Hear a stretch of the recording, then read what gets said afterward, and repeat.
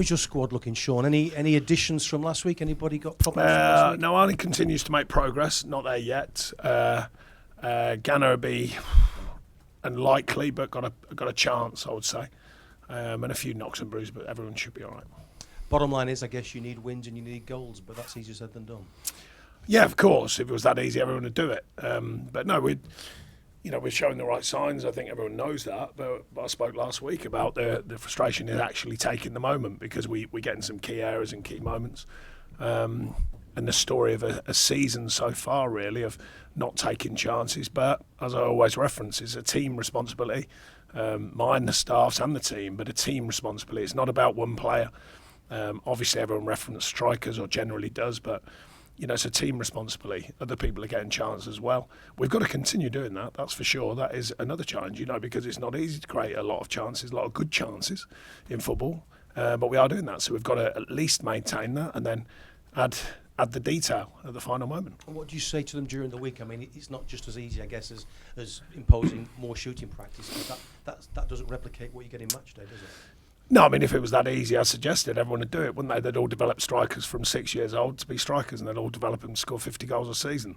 So that's the truth of being a striker, and how difficult it is to find top strikers around the globe. Many clubs try to do so. So, developing a striker is an interesting business and a tough business. That's the bigger picture. The smaller picture in our world is just continue with the themes, getting in the right areas. Your goals will come because you do the right things, and when you do the right things often enough, it works for you. So I think there's a strong belief inside of the camp of our goal scoring ability, and just having the freedom to go and take these challenges on. Does it persuade you that maybe in months and seasons to come you need maybe a striking coach, a specialist coach?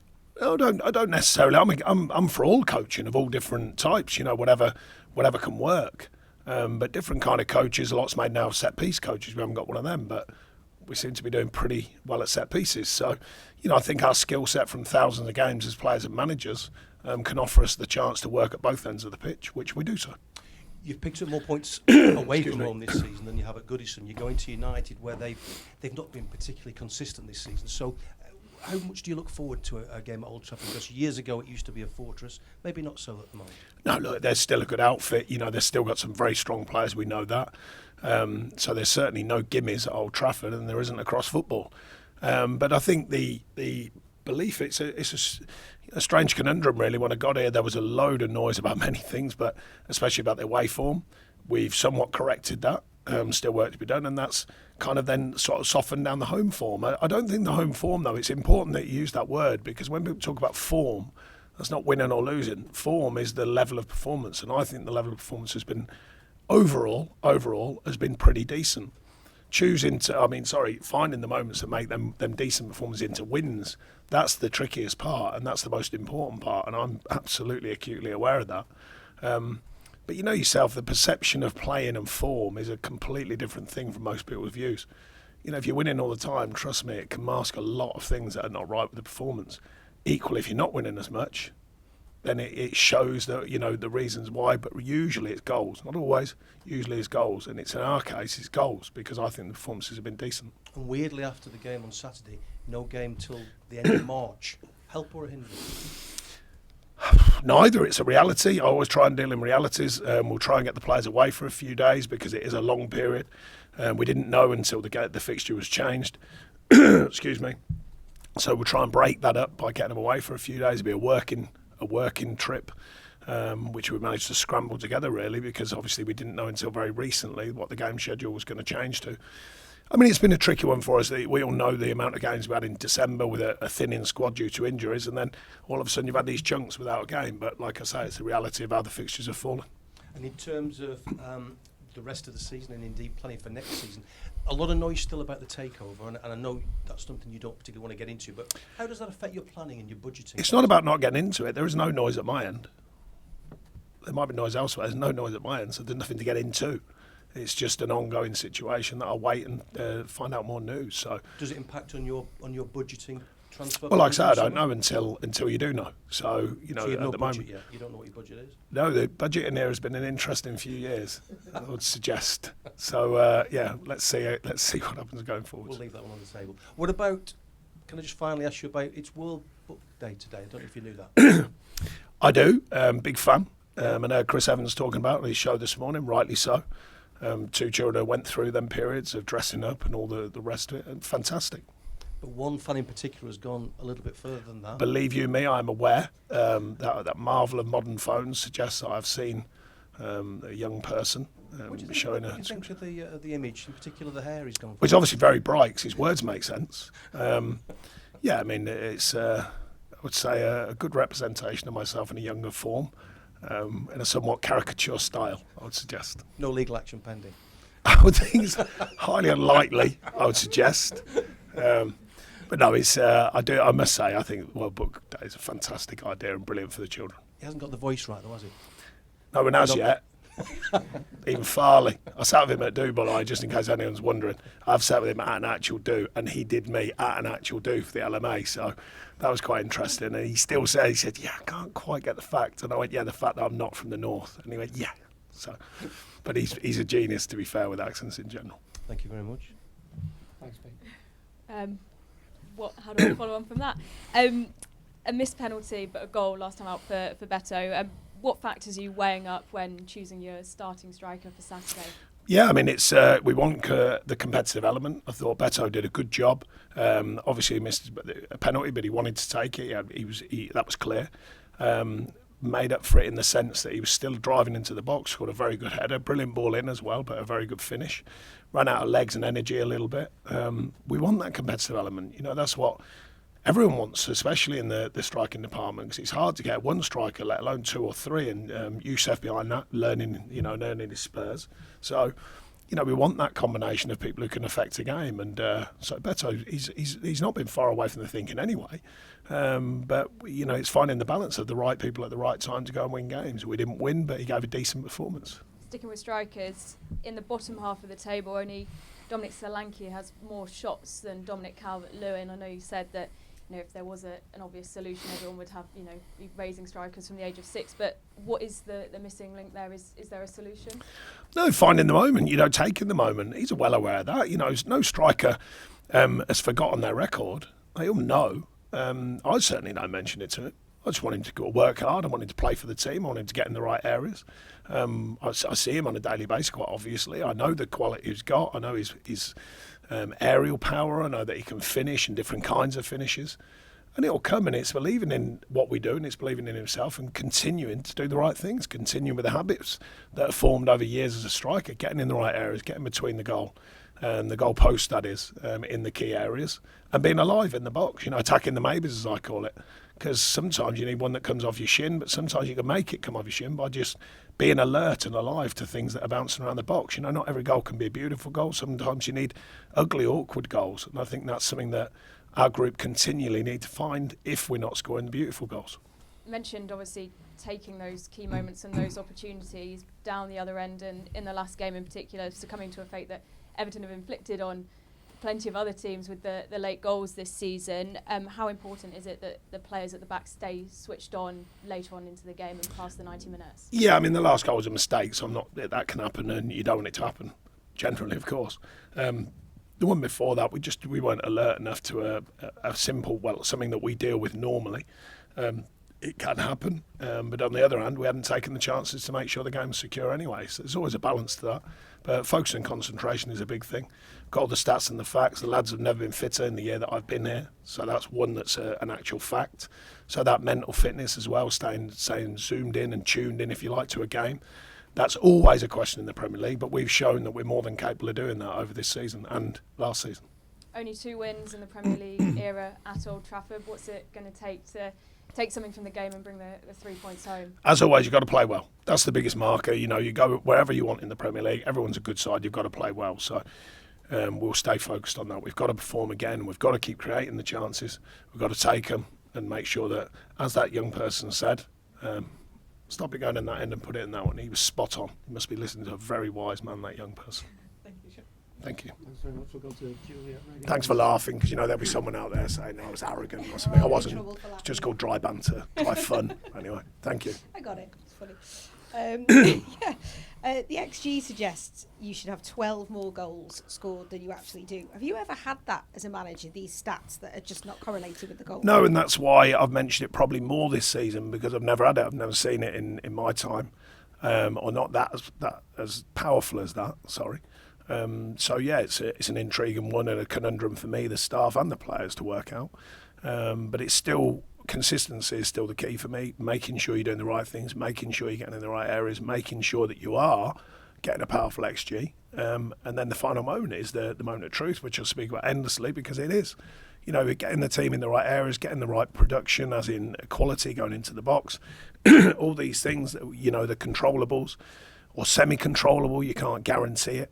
The final moment of truth is the bit where maybe we've just got to find that literally that final moment of talent to go and put the ball in, or even a scruffy one, as I said. You know, it's not always have to be beautiful goals. Goals that make seasons are not always beautiful goals. It's how many you score. No one looks at the end of the season and says they were all beautiful goals. Someone just says you scored this many. So I mind the players of that as well. You know, every goal can be a perfect goal. Some have to just be muck and nettles goals, scruffy goals, driving into the box with monotonous regularity to make sure you're in there when the ball comes in. You have your meetings and you've looked over the West Ham game and the players. Is it an open forum and you can talk about this? And are they as confused as you are, or are they working on something different this week?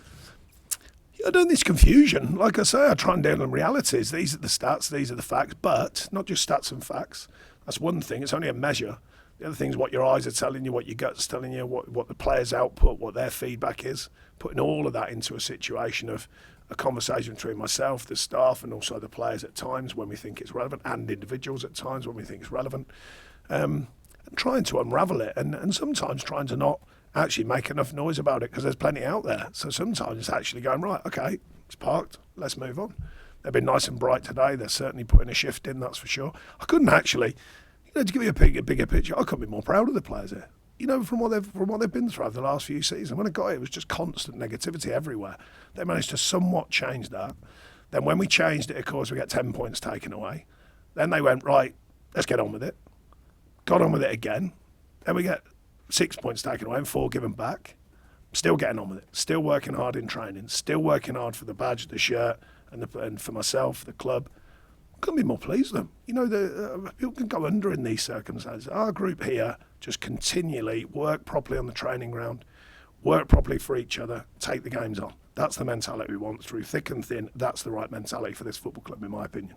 We've spoken many times before about a thin squad and the amount of injuries you've had as well. A position now that seems to have lots of options is the right back position. So I'm just wondering, with that, and you say you are proud of the players and they haven't gone under and how they're all leaders, is this now a time where you're looking towards Seamus Coleman to come back into the starting lineup, just given, you know, the attacking options he brings you and also his leadership skills on the pitch? Yeah, every player is looked at with a chance to play. You know, you can only play 11. I say that to the players all the time. You know, it's not about them this player, that player. It's about the 11 that we pick to win a game. Getting that right is a tricky business, quite obviously.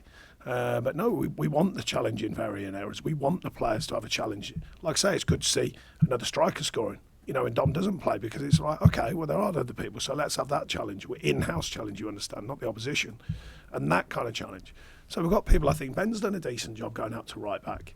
You know, Pato's still developing. I say it all the time. People think because he bought it for a few quid, that's it. You know, still developing, still learning, and never more so than the people around him, including Shay, Youngie. You know, these are very experienced guys. So that unit is a good unit, I think, and progressing and working, and all the details want from all the players. So yeah, there's lots of players here who are factored in at every game as long as they're fit, of course.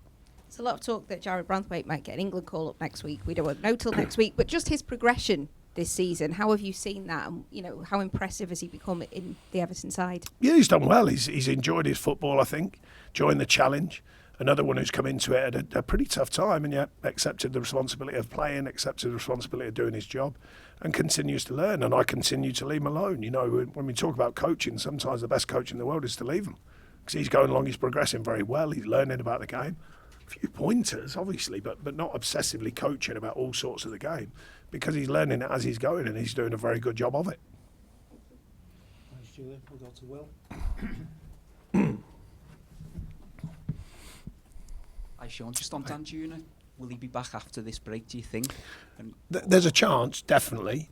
He's doing very well. He's working very hard. He's pleased with how it's going as well, which is always a good sign when the player feels right. So yeah, we're hopeful, but we'll see. Has he done his ligaments or something? Has he done his Sorry? ligament? Has he done his ligaments or something? Has he in his Yeah, ankle? ankle ligament. Yeah. Do you feel like you've quite unlocked him since he arrived? I mean, he's played out wide, he's played in the centre. Do you feel No, like I think you've got the best out of him yet? I think we spoke when I brought him in, and we spoke as a staff. He can be flexible, finding the right game time, finding the habit forming that we want for the team has been a challenge for him. But I think he's doing that well. And just before, I thought he was really good down at Fulham, and then he gets injured. And ironically, he was just going to come off, which is one of them things. And an injury that looked quite innocuous has ended up being quite a serious injury.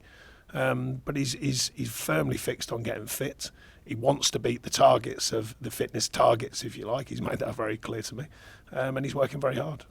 Just a couple of years ago, when you were barely manager, you once said after that 3-2 game, you don't think Everton know how to win at half time to the players. It's obviously 10 games without a league win.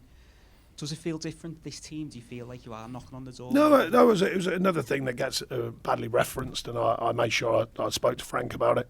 I was having to say I'd been with teams like that, and sometimes it does feel like that.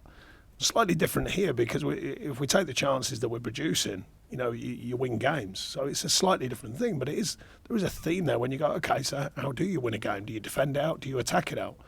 Well, the way we've been playing, we should be attacking it out and scoring goals, and that is a way of handling a game because you put yourselves in front, of course, and then the whole dynamic changes, the mentality changes. Finding a way is sometimes coaching and management, sometimes it's on pitch, how the players feeling it, what are we doing to find a way. I think over this season, we've done that pretty well. I think we've managed games pretty well. But it still is a fact. We haven't won in 10 games, so that's got to change. And sometimes you do that by hook or crook. Sometimes you do it by not playing well and you win a game. So you want to do it by playing well and you want to do it by control and finding a way to win the game. So I think there's a healthy balance to that for the players and for myself. What is the right way of winning a game? Because wins change everything. Wins change the perception of everything. People saying we haven't done this, we haven't done that. Yeah, we have. If you win, people go, oh, it's a really good performance. Last week was a great example against West Ham. We'd have won that 2-0, everyone would have said, yeah, they played really well, really strong performance, loads of chances, scored 2 goals. Because you don't win, everyone goes, oh, they weren't doing this, they weren't doing that. That's football for you. That's something that we have to accept is the non-reality of football, and we have to look at the realities. So back to your point about managing games, about winning games, yes, it can drift a bit, but more because you're anxious for that first win.